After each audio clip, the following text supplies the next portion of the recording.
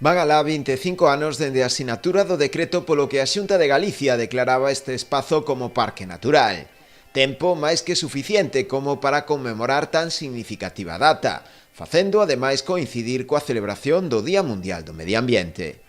O acto contou coa presenza do presidente da Xunta, Alberto Núñez Feijóo, así como tamén outras autoridades, como o caso da conselleira Beatriz Mato ou o alcalde Manuel Ruiz.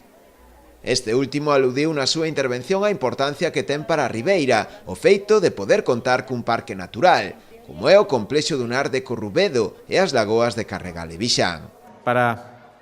Ribeira é importantísimo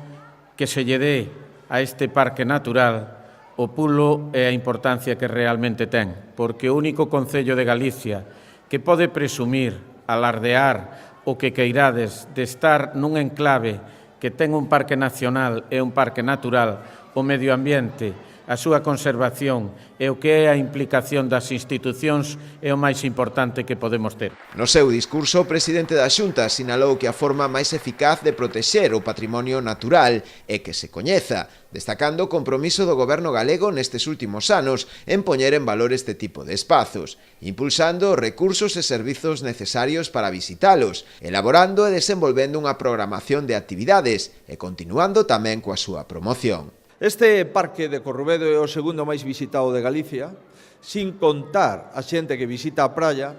e que está entre 60.000 personas as que visitan este parque, e agora seguro que vai haber máis. Vamos a crear, porque xa está funcionando e vamos a potenciar, un servicio de divulgación e promoción do turismo da natureza.